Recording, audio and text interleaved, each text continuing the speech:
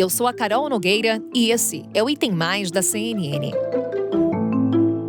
À medida em que as eleições de outubro se aproximam, as articulações para a definição das candidaturas à presidência da República se intensificam. No último fim de semana, o PT realizou um evento para lançar oficialmente a chapa liderada pelo ex-presidente Lula com o ex-governador de São Paulo, Geraldo Alckmin, do PSB, como vice. O vice de Lula participou à distância do lançamento oficial da pré-candidatura da chapa.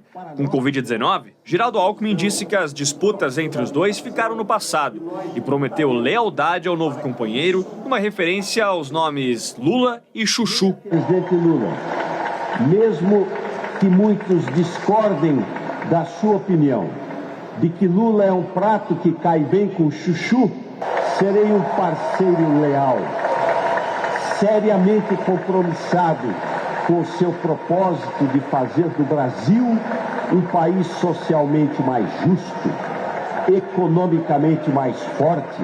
E foram exatamente as bandeiras clássicas do partido que Lula levantou no discurso. Defendeu bancos públicos, estatais e disse que a Petrobras é uma questão de soberania do país. Defender nossa soberania é defender a Petrobras, que vem sendo desmantelada e sucateada, dia após dia. O resultado desse desmonte é que somos autossuficientes em petróleo, mas pagamos por uma das gasolinas mais caras do mundo, cotada em dólar, enquanto os brasileiros recebem seus salários em real. Além das articulações, há ainda os temas que ganham peso nessa disputa. Pesquisas apontam que economia é a principal preocupação do eleitor. Não à toa, o preço dos combustíveis tem destaque entre as declarações do presidente Jair Bolsonaro, que busca a reeleição. Na última semana, ele voltou a criticar os lucros obtidos pela Petrobras e disse que os brasileiros não suportam mais o peso de tantos aumentos. Esta semana, vocês estão conhecendo um pouco mais do que é a Petrobras aqui no Brasil. Temos nichos, temos redutos ainda em nosso governo, espalhados por todo o Brasil, que não entenderam que todos nós estamos no mesmo barco. Eles sabem que o Brasil não aguenta mais um reajuste de combustível numa empresa que fatura dezenas de bilhões de reais por ano, às custas do nosso povo brasileiro. A polarização entre Lula e Bolsonaro fica evidente nas pesquisas de intenção de voto. Os dois estão bem à frente dos demais pré-candidatos. Esse cenário é reforçado pelas dificuldades de consolidação de uma terceira via única e tem contribuído para que líderes do chamado Centrão se antecipem a um possível segundo turno e escolham desde já um lado da disputa. Lula tem o apoio dos senadores Omar Aziz, do PSD, e Renan Calheiros, do MDB, do ex-senador Eunício Oliveira, também do MDB, além do deputado Paulinho da Força do Solidariedade. Como eu não acredito em terceira via, acho então que a eleição será decidida entre Bolsonaro e Lula. E Bolsonaro nós decidimos que não dá mais, o país não aguenta mais 4 anos de Bolsonaro. Já Bolsonaro conta com o ministro da Casa Civil, Ciro Nogueira, do presidente da Câmara, Arthur Lira, ambos do PP, Valdemar Costa Neto, presidente do PL, e do deputado Marcos Pereira, do Republicanos. Foi com apoio do presidente Jair Bolsonaro que o presidente Arthur Lira chegou à presidência da Câmara dos Deputados. O ministro Ciro Nogueira, presidente de honra do Partido Progressista, hoje o ministro-chefe da Casa Civil. E, naturalmente, essa relação de confiança também que o presidente tem depositado no partido. Isso gera um comprometimento, é por isso que o Partido Progressista, em Brasília, está alinhado e vai caminhar para que possamos reconduzir Jair Bolsonaro à presidência da República. No início deste mês, a União Brasil anunciou que desistiu de uma aliança com o PSDB, MDB e Cidadania para disputa ao Planalto. A legenda quer lançar uma chapa apenas com integrantes do próprio partido, que seria liderada pelo deputado federal e presidente do União Brasil, Luciano Bivar. Esperamos até o último momento para ver se fazíamos uma coligação com outros partidos. Entretanto, outros partidos não tiveram a mesma unidade que tem o União Brasil. Então, em função disso, não restou a nós uma única alternativa a não ser sairmos com uma chapa pura. Por que sair com a chapa pura? Porque a gente não aceita. Eu me recuso a aceitar os extremos que estão aí estabelecidos. Então, é por isso que a União Brasil segue em frente para essa candidatura definitivamente para, em outubro deste ano, nós nos candidatarmos e sermos eleitos presidente desse país.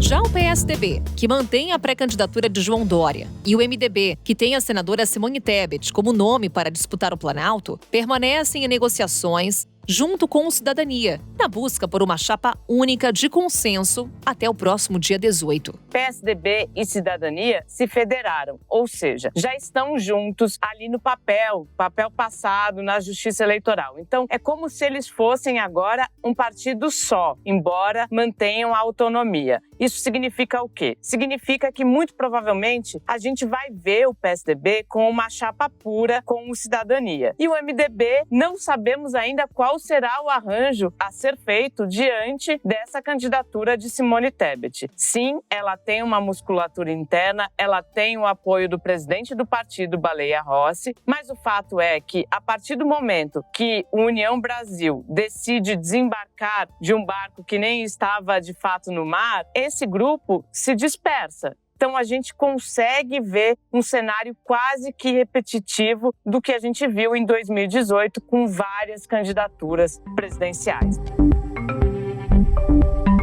A menos de 5 meses das eleições, o Item Mais conta hoje com um painel de analistas da CNN Brasil para descrever melhor esse panorama na corrida pelo Planalto. Começamos a nossa conversa com Caio Junqueira. Caio, as pesquisas apontam para a gente um cenário polarizado entre o ex-presidente Lula e o atual presidente Jair Bolsonaro. O quanto que esse retrato interfere nas articulações políticas? Bom, o atual momento dessa disputa pela presidência da República aponta uma certa estabilidade e uma consolidação dos dois líderes de cada lado, né? Uma consolidação do Lula, muito forte, claro, como líder em primeiro lugar, e do presidente Jair Bolsonaro em segundo lugar. E um esvaziamento da terceira via, principalmente pelo fato das pesquisas mostrarem que esse voto Lula e Bolsonaro estarem muito bem consolidados. Ou seja, em comparação com eleições anteriores, a certeza do voto do eleitor nessas duas figuras é muito forte. Eles dizem nos questionamentos que não pretendem mudar de voto. Então, esse cenário de polarização entre Lula e Bolsonaro se confirma muito forte, o esvaziamento da terceira via também, e as campanhas, de certa maneira, começam até a debater se a terceira via não decolar, a possibilidade de acabar, inclusive, em primeiro turno. Isso é mais remoto, mas pelos dados, como fica muito centralizada a campanha e a intenção de votos em Lula e Bolsonaro, se a terceira via não tiver ali 10 pontos somados, máximo 15 pontos, pode ser que a eleição acabe no primeiro turno.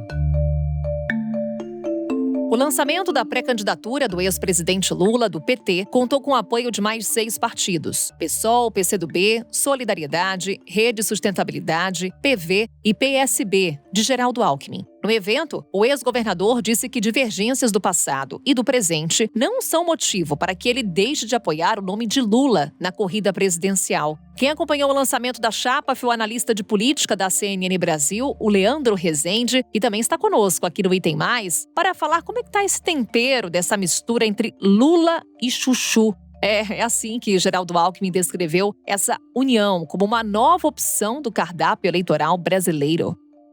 Bom, se trata do gesto mais enfático do ex-presidente Lula em direção ao centro, colocar Geraldo Alckmin como seu candidato a vice, uma conversa que começou ali finalzinho de 2021, estranhou muita gente dentro do PT, mas o ex-presidente conseguiu contornar isso dentro do partido, embora a aprovação do nome de Geraldo Alckmin como vice do Lula não tenha sido unanimidade dentro do Partido dos Trabalhadores. Mas o fato é que se trata de um gesto relevante de 2 protagonistas da política brasileira nos últimos anos, nos últimos 20 anos, pelo menos, que sempre estiveram em lados opostos e agora vão caminhar juntos. Então tem esse significado. Mas para o eleitor, como que o eleitor vai olhar para isso? No sentido de tentar tirar eventuais estranhamentos que essa chapa formada agora possa ter, o ex-presidente Lula e o ex-governador de São Paulo, Geraldo Alckmin, têm uma série de agendas planejadas para as próximas semanas. Pelo que eu consegui apurar, maio e junho seriam os meses em que os dois iriam juntos percorrer alguns estados deputados considerados chave para o Partido dos Trabalhadores e para o PSB, para tentar fazer frente ao presidente Jair Bolsonaro, sobretudo na região sul. Tem viagem prevista para Rio Grande do Sul e Santa Catarina, e também para a região norte, com viagens previstas para o Amazonas e para o Pará. Além de Minas Gerais, maior colégio eleitoral do Brasil, e também para o interior de São Paulo, onde o ex-governador de São Paulo, Geraldo Alckmin, tem uma influência política muito grande. O problema é que agora Alckmin está com Covid e isso vai certamente adiar em alguns dias o planejamento do PT, né? Ele vai cumprir esse isolamento e isso vai adiar um pouco dos planos do Partido dos Trabalhadores. Mas, sem dúvida que se trata de um gesto enfático dos dois em direção a um consenso. O ex-presidente Lula tenta dar um caráter de frente ampla para sua candidatura contra o presidente Jair Bolsonaro, mas é algo que o eleitor ainda pode apresentar alguma resistência. Tanto o eleitor do ex-presidente Lula, que está mais à esquerda, como o eleitor do ex-governador de São Paulo, Geraldo Alckmin. Então, o grande passo a ser dado para essa candidatura é se mostrar viável, né? Tanto para os eleitores que Lula e Alckmin trarão para essa chapa. E, claro, daqui para frente, olhar para os indecisos. Tem gente ainda que não decidiu em que candidatos votar. É um contingente que as pesquisas têm mostrado que passa ali de 20% a 25%, mas é para onde essa chapa vai começar a olhar a partir de agora que ela está oficializada. Na busca por um novo mandato de mais 4 anos, o presidente Jair Bolsonaro tem defendido o governo. Faz referências aos desafios inéditos que o Brasil enfrentou desde que ele foi eleito, como as consequências econômicas da pandemia de Covid-19 e da guerra na Ucrânia. Bolsonaro conta com o apoio de uma base fiel de eleitores e espera tirar proveito de uma rejeição ao PT, caso o atual cenário de polarização se mantenha até outubro. Seguimos com a Basília Rodrigues agora para falar sobre o presidente Jair Bolsonaro. Basília, quais são os desafios e obstáculos da campanha à reeleição de Bolsonaro? Tem a chamada pauta positiva, com auxílio emergencial, antecipação de 13º, liberação de FGTS, que é aquela pauta que todo mundo gosta de ouvir, porque é um dinheirinho a mais na conta, seja por meio de um benefício assistencial, como auxílio emergencial, ou um dinheiro emprestado, que tem juros, que é a oferta de crédito, e do outro lado tem a pauta negativa, aquela da qual o governo foge feito diabo da cruz, porque não consegue administrá-la. E aí você vê um tipo de incapacidade do poder público em dar uma resposta à população sobre inflação, dólar, desemprego, juros em alta, poder de compra. Em meio à indefinição dos partidos de centro sobre possíveis alianças para uma candidatura conjunta à presidência, o PDT mantém o nome de Ciro Gomes na disputa. A lista de pré-candidatos também inclui o deputado federal André Janones, do Avante, Felipe Dávila, do Novo, Vera Lúcia, do PSTU e José Maria Imael, do Democracia Cristã. Mas afinal, quais são as chances de um terceiro nome rivalizar com Lula e Bolsonaro na corrida ao Planalto? As próximas semanas serão decisivas para responder a essa questão e para avançar nas negociações sobre possíveis alianças. Esse é assunto para o nosso analista de política, Yuri Pita. Yuri, quais são os rumos que a chamada terceira via deve tomar? Corremos o risco de uma eleição pulverizada, como observamos em 2018? Essa intenção do União Brasil de ter candidatura própria, com o presidente do partido, deputado Luciano Bivar, como candidato, e eventualmente Sérgio Moro participando da chapa, a gente precisa olhar com um pouco de cautela e de expectativa. Cautela no sentido de que é uma chapa que não aparenta ter viabilidade política neste momento, e a expectativa porque é preciso esperar para ver se esse movimento se consolida de fato ou não. Os defensores dentro do União Brasil da chapa própria dizem que é preciso divulgar um novo partido, inclusive um novo número, que não é nem o número do PSL, nem o número que o DEM se identificavam nas urnas. Mas fato é que existe um campo dentro do partido que é muito próximo do governo Bolsonaro e não teria interesse em fazer parte de uma chapa da chamada terceira via, do centro democrático, e tampouco há uma adesão coesa dentro do partido para formalizar uma coligação com o próprio presidente Jair Bolsonaro. Para a terceira via, é claro que perder um partido com a força, com o tamanho, a capilaridade do União Brasil, que é o partido mais rico das eleições de 2022, sem dúvida é uma perda de peso. A grande questão é que já haveria dificuldades para essa coesão. O que a gente está vendo é a terceira via com muita dificuldade de achar convergência para resolver, convergência para formar uma chapa única e, ao mesmo tempo, resolver os problemas internos de cada sigla. E isso é muito perceptível de uma forma mais clara, mais explícita exista no PSDB,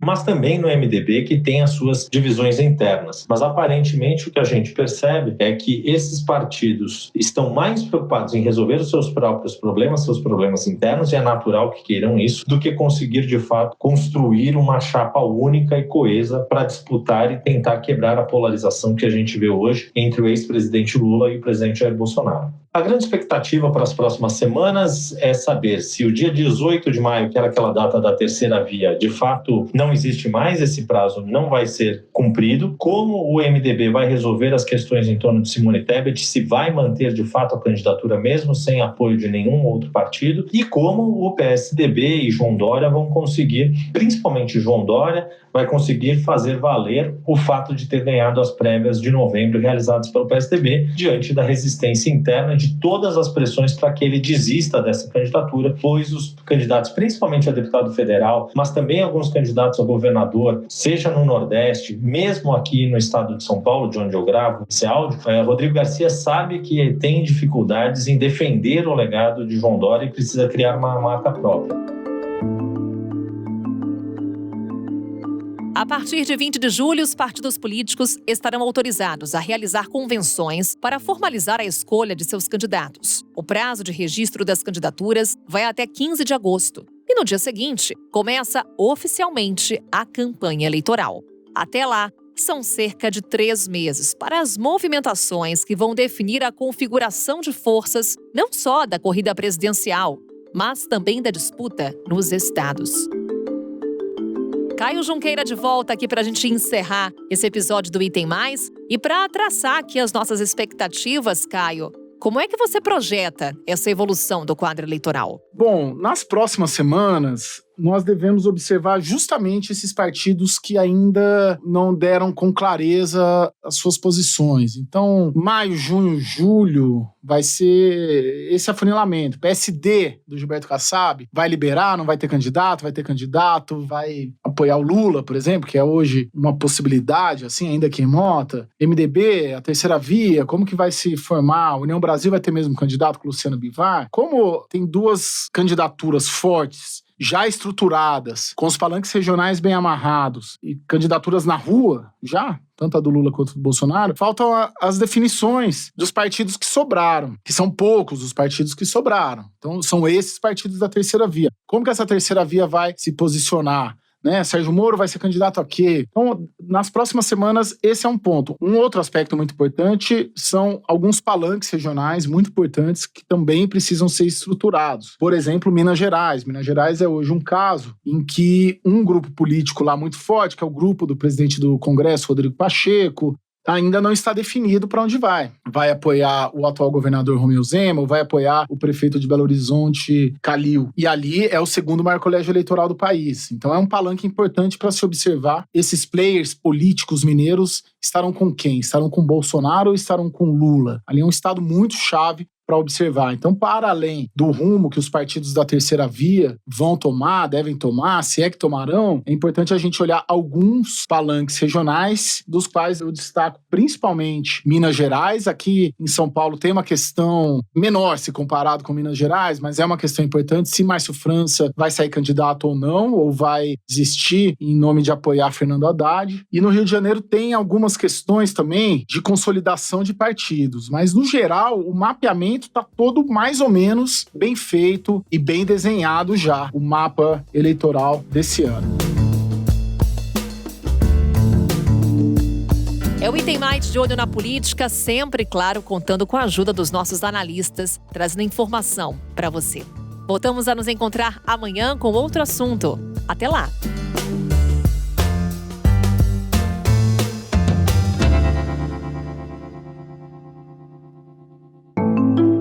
Com a minha apresentação, Carol Nogueira, este podcast foi produzido pela Maremoto para a CNN Brasil. Roteiro e pesquisa, Lucas Scherer. Pauta e produção, Danilo Santana. Edição e sonorização, Murilo Lourenço. Coordenação geral, Paula Weinberg e Felipe Gomes. Coordenação de produto, Verônica Schneider. Coordenação editorial, Diego Toledo. Você também pode ouvir o Item Mais no site da CNN Brasil. E aproveite para conhecer os nossos outros programas em áudio. Acesse cnnbrasil.com.br/podcasts.